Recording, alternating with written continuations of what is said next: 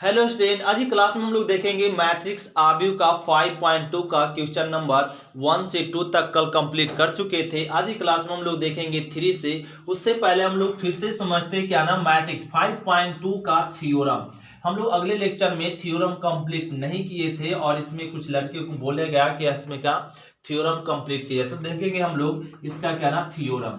तो 5.2 का थ्योरम क्या ना, इसमें थोड़ा सा थ्योरम है। पहला हम लोग यह समझेंगे कि दो आव्यूह का गुना, तो दो आव्यूह का गुना कैसे होता है। सो यहाँ पे हम लोग मान लेते हैं, माना दो मैट्रिक्स दिया हुआ ए आई जे बराबर एम इंटू एन और आव्यूह बी दिया हुआ बी आई जे बराबर में एम इंटू एन ऑर्डर का। तो आव्यूह ए इंटू बी दोनों मैट्रिक्स का मल्टीप्लिकेशन तभी संभव है जब ए आई जे बराबर एम इंटू एन इंटू यह मैट्रिक्स दिया हुआ बी आई जे बराबर में एम इंटू एन। दोनों मैट्रिक्स का गुना कब संभव है, जब पहले आव्यूह का कॉलम और दूसरे आव्यूह का रो दोनों इक्वल हो। मतलब ए वाला कॉलम पहला आव्यूह का और दूसरा आव्यूह का रो इक्वल रहेगा, मतलब एन बराबर एम रहेगा, तभी दोनों आव्यूह का गुना संभव है। और गुना करने पर जो नया आव्यूह बनेगा वो कितना ऑर्डर का बनेगा, तो पहले आव्यूह का रो और दूसरे आव्यूह के कॉलम के बराबर का बनेगा। तो नए आव्यूह मतलब ए इंटू बी दो मैट्रिक्स का गुना कब संभव है, जब पहले आव्यूह का कॉलम दूसरे आव्यूह का रो बराबर रहेगा, तभी दोनों आव्यूह का गुना संभव है। और गुना करने के बाद वो कितने ऑर्डर का आव्यूह बनेगा, तो पहले आव्यूह का रो और दूसरे आव्यूह के कॉलम के बराबर का क्या बनेगा, ऑर्डर का मैट्रिक्स बनेगा। जैसे में एग्जांपल में हम लोग एक समझते हैं, जैसे ए और बी दो एग्जांपल लेते हैं। इसका ए इंटू बी यह दोनों मैट्रिक्स का गुना संभव है। देखेंगे कब संभव, तो ए इंटू ए लिख लेंगे क्या ना, A B C D E F into में बी लिख देंगे। बी क्या दिया हुआ, जी एच आई जे के और एल ए दिया हुआ। दोनों मैट्रिक्स का गुना संभव है, नहीं तो कितना ऑर्डर का है, 2 गुना 3 ऑर्डर का, और एक कितना ऑर्डर का, 3 रो 2 गुना का 3 इंटू 2 ऑर्डर का। तो ये दोनों मैट्रिक्स का गुना संभव है, जिसमें क्या ना फर्स्ट आव्यूह का कॉलम और सेकेंड आव्यूह का रो दोनों क्या ना इक्वल है। यहाँ भी 3 और यहाँ भी 3 इक्वल, दोनों मैट्रिक्स का गुना संभव है।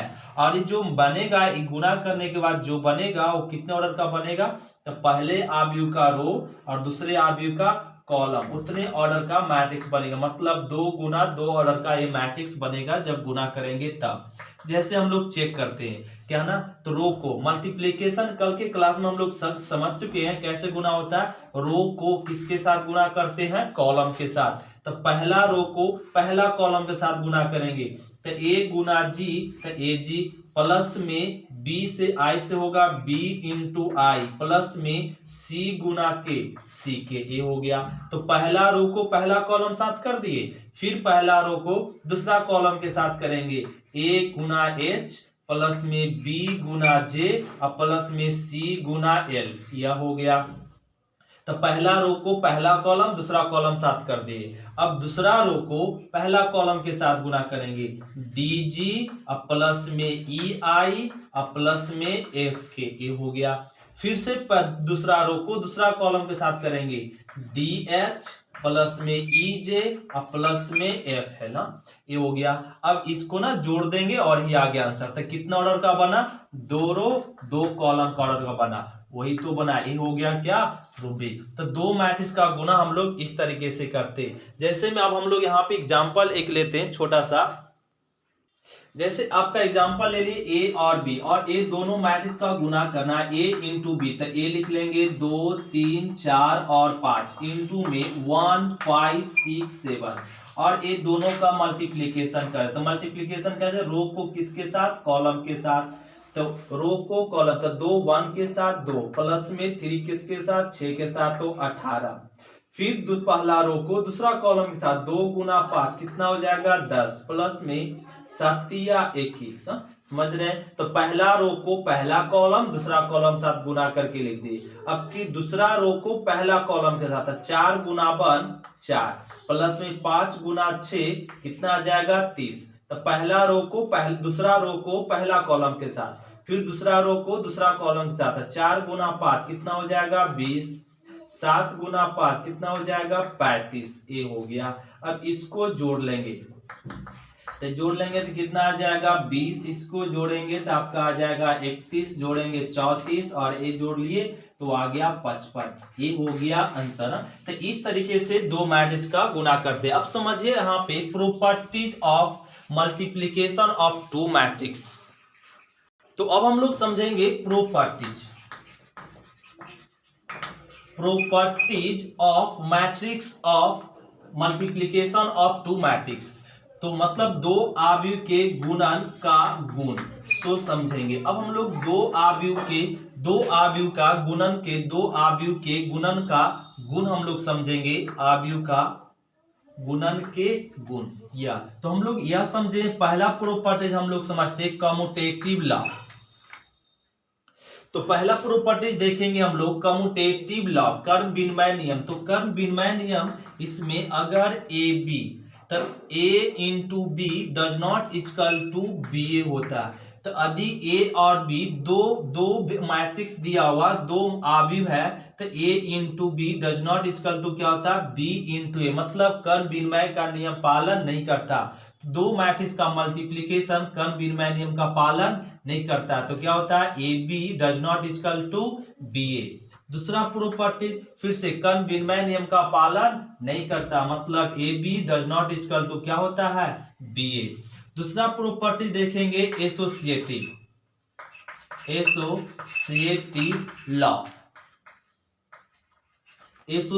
लॉ, जिसको बोलेंगे सहचर नियम।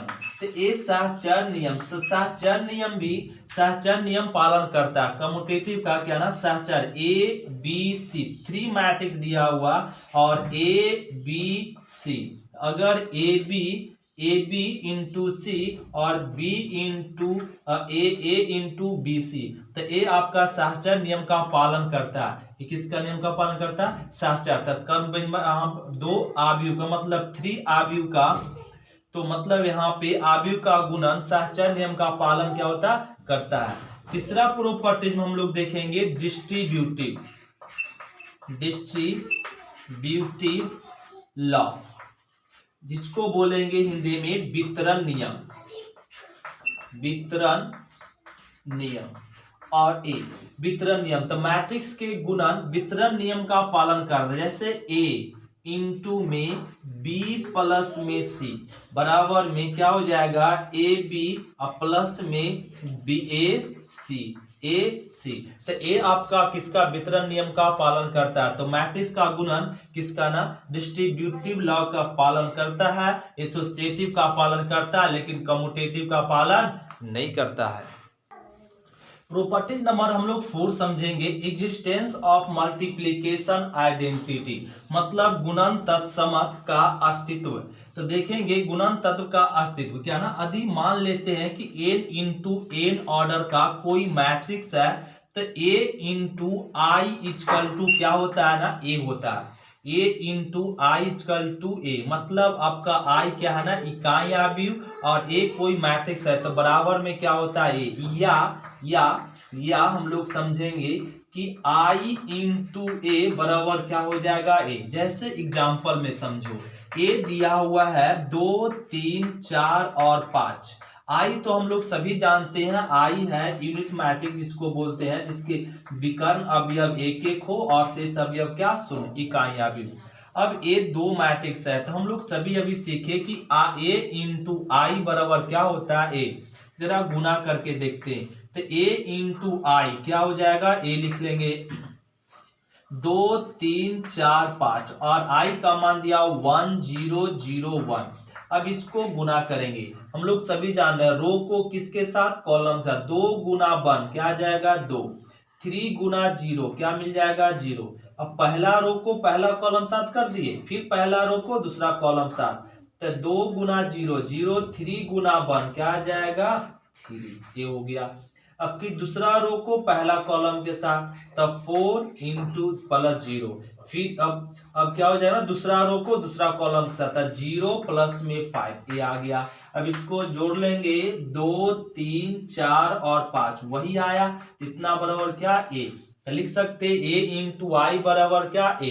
तो हम लोग कह सकते हैं कि गुणन तत्समक का अस्तित्व है। तो ए इंटू आई बराबर क्या होता है, ए। तो प्रॉपर्टीज नंबर हम लोग समझेंगे 5। यदि ए और बी दो आव्यूह है, कितने आव्यूह है, दो आव्यूह है, तब पहला पॉइंट में देखेंगे कि ए इंटू माइनस बी, ए इंटू माइनस बी बराबर क्या हो जाएगा, माइनस में ए इंटू बी होता है। या सेकेंड में इस तरीके से रह गया, माइनस में ए इंटू बी, तब भी क्या ना रिजल्ट होगा, माइनस में ए इंटू बी, ये होता है। तो अगर दो मैट्रिक्स दिया हुआ तो ए इंटू माइनस बी और क्या हो जाएगा, माइनस में बी, माइनस ए इंटू बी और क्या होता है, माइनस में ए इंटू बी।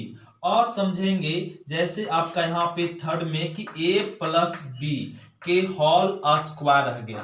तो या उससे पहले ये समझ लें क्या ना कि यदि कोई प्रॉपर्टीज नंबर 6 इसको समझ ले, यदि ए कोई आव्यूह, यदि ए कोई वर्ग आव्यूह है, क्या है, वर्ग आव्यूह है, तब ए वर्ग आव्यूह है तब, या कोई भी आव्यूह हो सकता है। तो वर्ग आव्यूह है तो ए स्क्वायर बराबर क्या होता है ना, ए इंटू ए होता है। ए स्क्वायर और क्या, ए इंटू ए। अगर यहाँ पर ए क्यू है, ए क्यू, तो ए क्यू को हम लोग को फाइंड करने के लिए ए इंटू ए लिखेंगे। जैसे एग्जांपल में समझाते हैं, जैसे यहाँ पर एग्जांपल में समझो, ए बराबर दिया हुआ 1 2 3 और 4, और कहते हम लोग को फाइंड करने के लिए ए स्क्वायर। तो ए स्क्वायर फाइंड करने के लिए हम लोग को क्या रूल चलना पड़ेगा, ए इंटू ए चलना पड़ेगा। तो ए स्क्वायर फाइंड करने के लिए लिखना पड़ेगा ए इंटू ए। अब ए का वैल्यू गिवन है 1 2 3 4, इंटू में फिर से ए का वैल्यू गिवन है 1 2 3 4। अब इसको मल्टीप्लीकेशन करके जो रिजल्ट आएगा वो कहलाएगा क्या, ए स्क्वायर। इसी प्रकार से अगर कह दे ए क्यू फाइंड करने के लिए, तो ए को कितना बार गुना करेंगे, 2 बार। तो पहले ए इंटू ए करने के बाद जो रिजल्ट प्राप्त होगा उसको करेंगे किससे, ए से गुना, तब क्या प्राप्त होगा, ए क्यू। अब हम लोग प्रॉपर्टीज नंबर 7 समझते हैं। जैसे यहाँ पे अब इसको रफ कह लेते, तो प्रॉपर्टीज नंबर हम लोग 7 समझते। क्या करा प्रॉपर्टीज नंबर 7 कि यदि ए और बी दो आव्यूह है, ऐसी प्रकार से दो वर्ग आव्यूह है, तब करा ना कि a प्लस बी के होल स्क्वायर बराबर क्या हो जाएगा, a स्क्वायर प्लस में ए बी प्लस में बी ए और प्लस में बी स्क्वायर, यह होता है। तो जब a प्लस बी के होल स्क्वायर बराबर इतना हो, वो कैसे, तो फिर से यहाँ पर देख लेंगे, जैसे प्रूफल में देखते हैं। तो इसको क्या ना, a प्लस बी के होल स्क्वायर को लिख सकते हैं, होल स्क्वायर को ऐसे a प्लस बी इंटू में a प्लस में बी एस लिख सकते हैं। अब इसको गुना करेंगे, a को a के साथ गुना करेंगे तो a इंटू ए हो सकता है, लेकिन इसको a स्क्वायर लिख सकते हैं।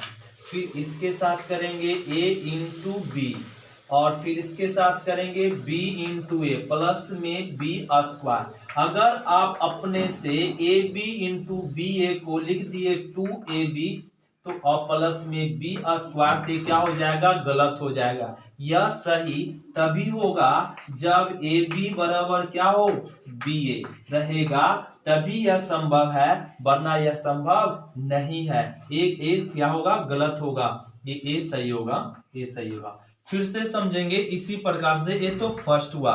सेकेंड में समझे कि a माइनस बी के होल स्क्वायर रहा, तो क्या हो जाएगा, ये हो जाएगा a स्क्वायर और a स्क्वायर, और यहाँ पे इसको प्रूफ में देखते हैं, a माइनस बी रहा तो इसी प्रकार माइनस, और ये क्या हो जाएगा, माइनस। तो a गुना a स्क्वायर, फिर इसके साथ करेंगे तो माइनस में आ जाएगा ए बी, फिर इसके साथ माइनस में बी ए, और ये माइनस माइनस प्लस में, तो ए स्क्वायर ए बी माइनस में बी ए और क्या हो जाएगा प्लस में बी स्क्वायर। ये हो गया। तो ये हम लोग का रिजल्ट, अगर इसको आप इस तरीके से बोल दें ए स्क्वायर माइनस में 2ab प्लस में बी स्क्वायर, तो क्या हो जाएगा a माइनस बी के whole square does not equal to, ये नहीं हो सकता, क्या होगा यही होगा। क्यों? क्योंकि ए बी ए के बराबर हो भी सकता है और नहीं भी। ये हम लोग अभी अभी सीखे कि ये कर्मविनिमय नियम का पालन नहीं करता। अगर बराबर है तो ये सही होगा, अगर बराबर नहीं है तो ये आपका क्या होगा गलत होगा। तो ये प्रॉपर्टीज नंबर हो गया आपका प्रॉपर्टी 7। तो मल्टीप्लिकेशन ऑफ टू मैट्रिक्स में मैट्रिक्स का गुण में इतना ही आपका क्या ना प्रॉपर्टीज। तब हम लोग इसका देखेंगे 5.3 में, अब एक्सरसाइज में हम लोग देखेंगे थ्योरम। इसमें और भी मैट्रिक्स का थ्योरम है, तो हम लोग अगले एक्सरसाइज में देखेंगे 5.3 का। तो आज की क्लास इतना ही तक स्टूडेंट, थैंक यू। फिर मिलते हैं अगले क्लास में। आपका अगले क्लास में हम लोग लेंगे इसका एक्सरसाइज क्वेश्चन नंबर 3 से देखेंगे। आज की क्लास के टाइम में आपका थ्योरम में पूरा समय चला गया। थैंक यू स्टूडेंट, शुक्रिया। फिर मिलते अगले क्लास में क्वेश्चन नंबर 3 से।